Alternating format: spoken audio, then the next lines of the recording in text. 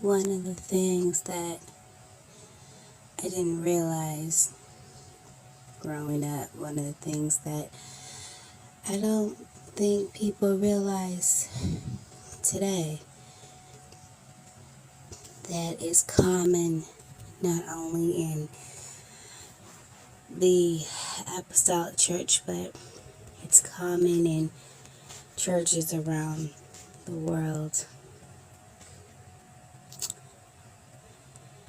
As people in church, lay members often confuse verbal abuse with truth, and that's of God. But when did you calling people sluts and hoes and tramps and degrading people in the pulpit, when did that become of God? When did outing people's personal business whom they trusted you with, violating their trust and confidence, when did that become of God? When did breaking up families and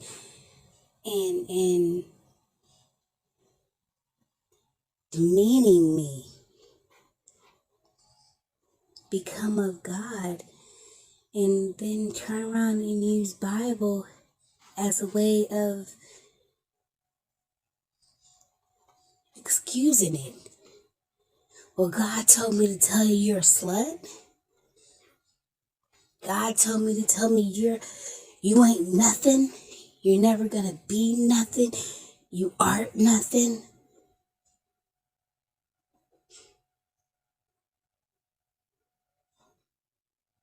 I never understood how it was okay to talk about people like they were nothing. Like they were dogs in the street. Be as big and rough and tough with your Afro puffs. In the pulpit, stand there spewing hate, confusion, and disruption. From the very place that was supposed to pull people out the pulpit, people were demeaning folks, killing up the very people God said He wanted and called folks from the world from. I never understood, how was that God? If He snatched you from the world, how could people stand in the pulpit and demean folks like that? And then say it's of God. And then when you say you've had enough, and you say, no, I'm not gonna take you demeaning me, and you talking about me like I'm a dog. They pull out scripture. Don't talk about me. Don't talk about me. You can't talk about the pastor. You're going to hell if you talk about the pastor. But he just talked about me like I was a dog. So what's fair for him should be fair for me. How is his title worth more than my soul? Many of folks have been killed up because folks have confused verbal abuse and said it was God.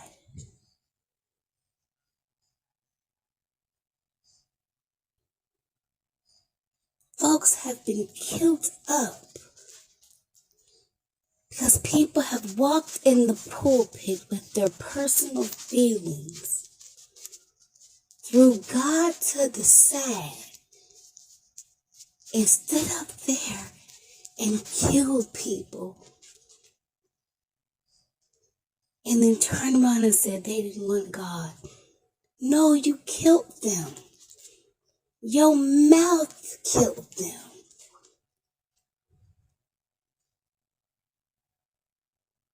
Not no preacher.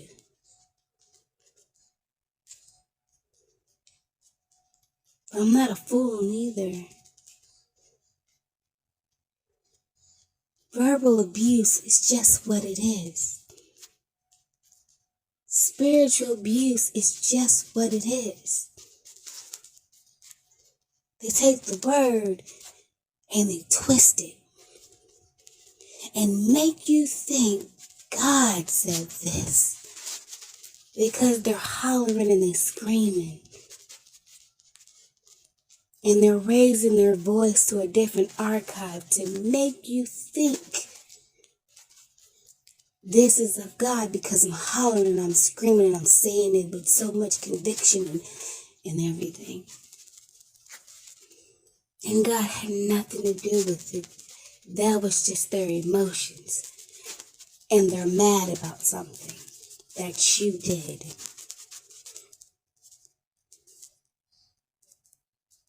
You notice a lot of folks say, well, the truth hurts.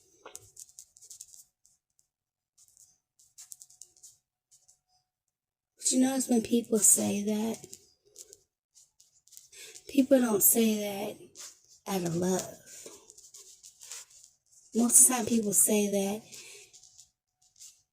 it's with malicious intent. It's meanness behind it. There's no love behind that.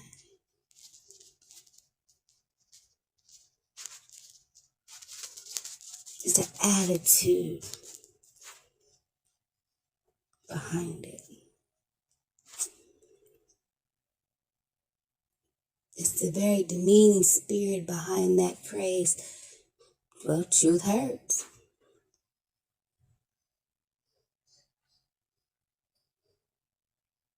But love heals. Where is that?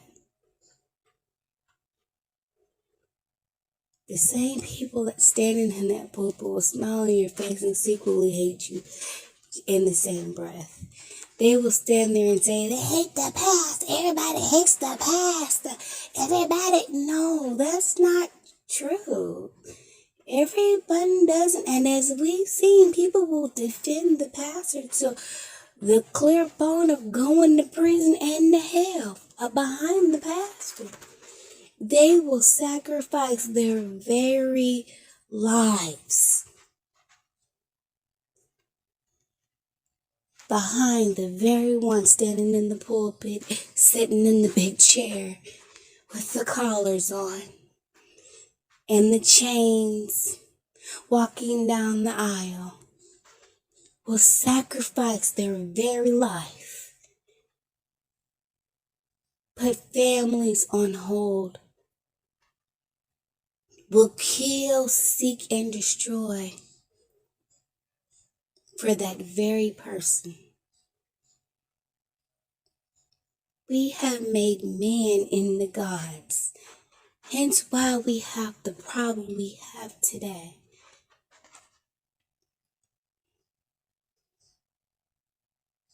I can love someone,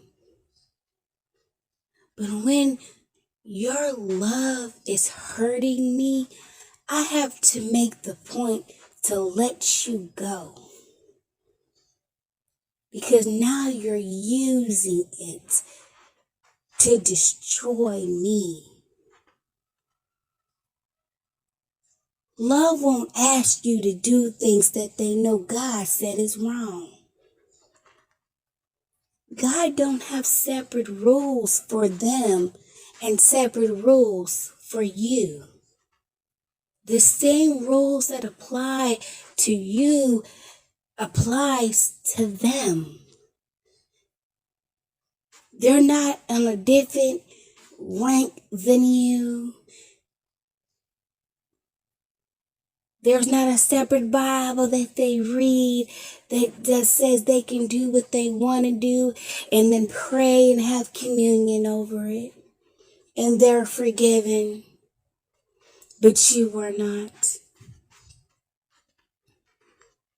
There is nothing in here that says disrespect God's people and you freely can get away with it. But then you are supposed to sit there and take all of that and shove it down deep and ignore it, even though it's hurting you.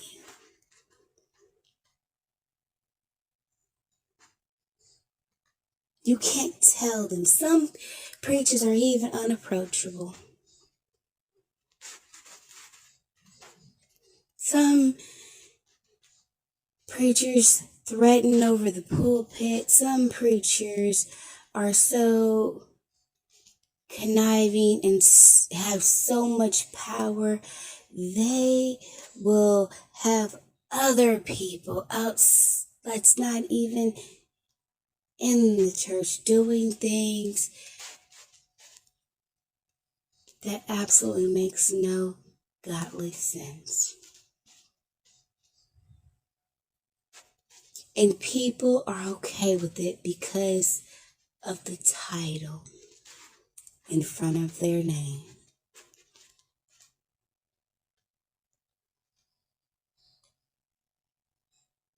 I no longer care about titles. I stopped caring about titles years ago. I don't care if you call yourself King Mufasa, title, apostolic father, disciplinary, you're a disciple of the Lord of the Most High.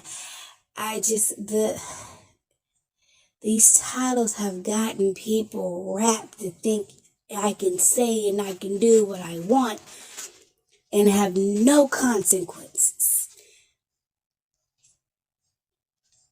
People have gotten away with so much things because you think, well, God has not gotten me right now, so I can continue to go around and do what I want and say what I want because I haven't been punished as of yet.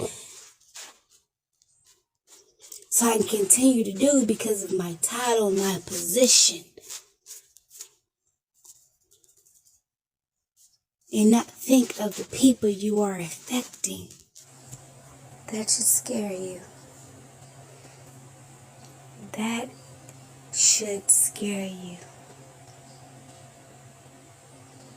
Because that is the ultimate assignment that God has placed upon you, that you said God placed upon you. We were not there when you were called. You said God called you.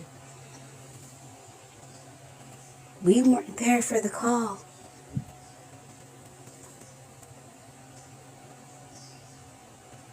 But I'm seeing people get up and kill folks and not feel a thing.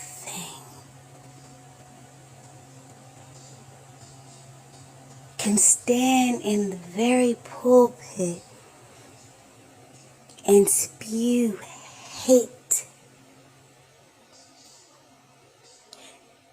and gossip and meanness. No love nowhere in the whole message. And 2 sentences about Jesus. And maybe 3 scriptures. And then what they're saying don't even match the scripture. Because you're spewing hate.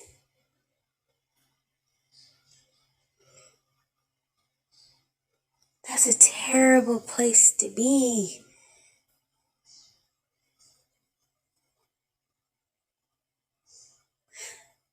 My ex-husband is a minister, and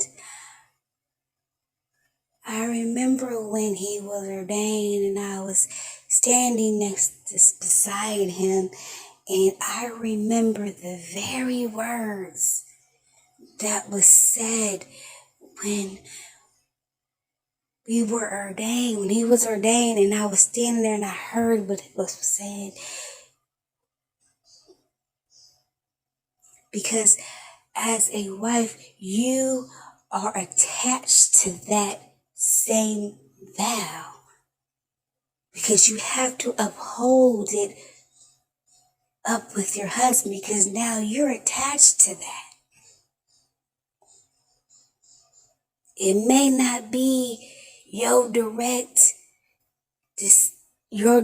orders, but you have to help him uphold that same vow. So that falls on you too. And I don't think people actually sat there and really heard what they said yes to.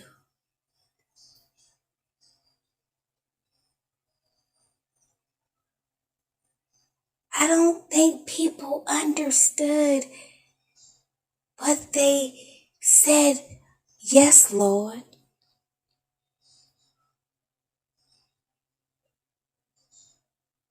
I'll do that.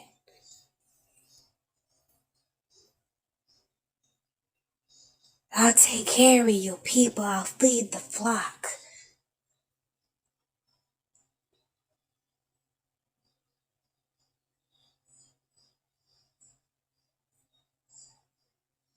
Y'all killing people. And y'all don't even think some of y'all realize that you're killing folks.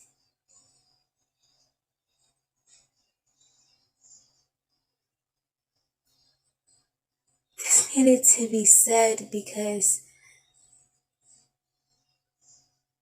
folks have gotten the idea that they have become unapproachable. Can't nobody tell me nothing. I am the preacher. I don't have to take it from you. Well, who are you listening to? You can't be listening to God. Who is directing you on your back? Who are you praying to? Are you listening? So God told you was okay to spew hate and to sit there and demean men in front of their children and their wives.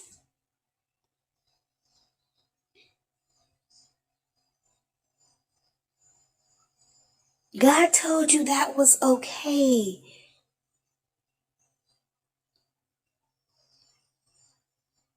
To demean women in front of their children and their husbands. These are saints of God. These are his sheep. These are not yours. Your trick is to spew hate and to throw around.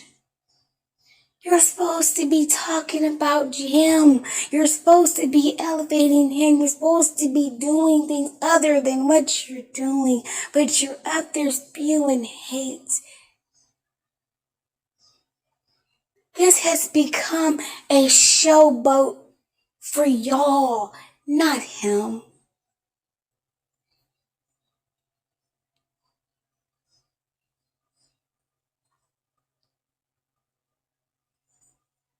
How are you edifying the body, killing the body? How do you love me, killing me? But you love me though? How do you love me, asking me to do things you know and I know is wrong in the eyes of God?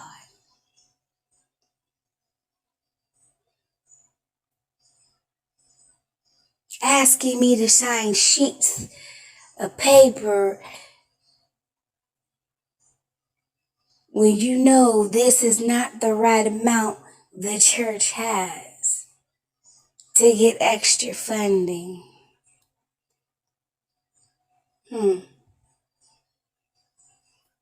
Knowing, telling folks to go beat up or kill other people because they made you upset. They offended you, not God. You are not God. Yes, this does happen in the church, not just, this happens in multiple denominations. No denomination has been cleared of this. This is all denominations. I have found out this is around the board. How are we expect to make the rapture if the people that are supposed to be in leadership is crooked to the bone? We have pimps and hoes in the pulpit.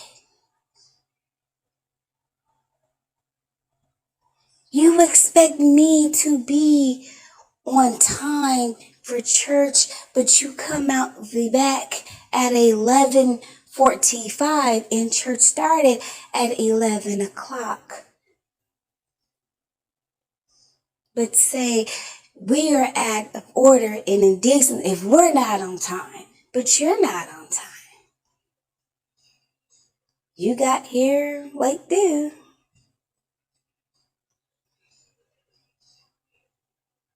Starts at the head, right? Ain't that what they tell you?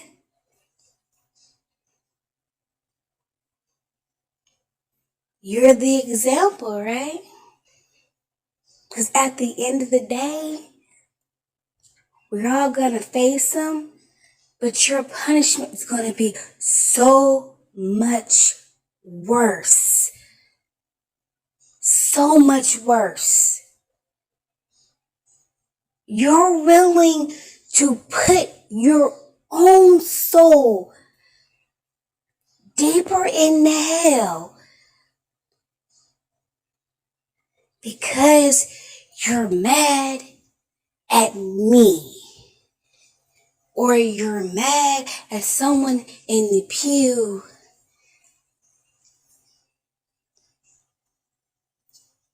Or you have a personal ought against someone. Or you don't like what they did or like what they said. Everyone's human. No one is perfect. I get it. I understand that.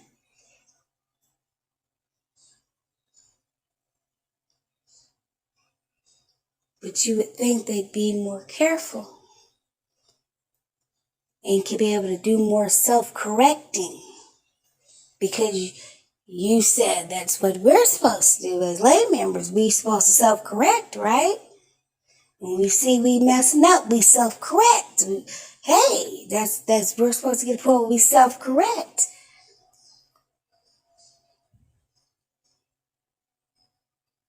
The same rules that apply for us apply for you guys also. The rules don't change. There's not a separate Bible that says the pastor can do and say what they want and get away with it. The pastors can sleep and do whatever they want. And the world and the church is supposed to say, oh, okay.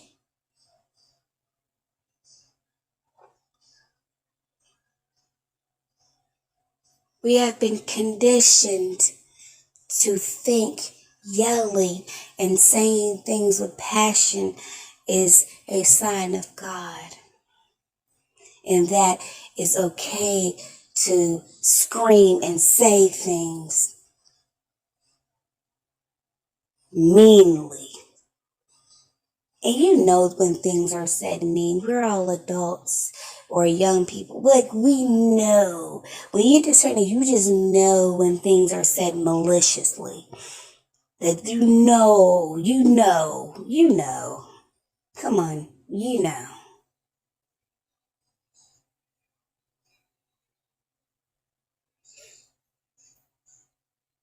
you know.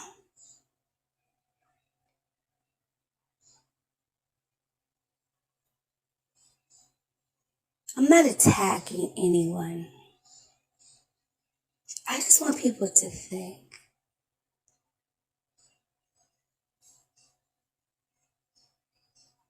I don't want to see none of y'all go down, to be honest. As much as y'all get on my nerve, and y'all get on my nerves,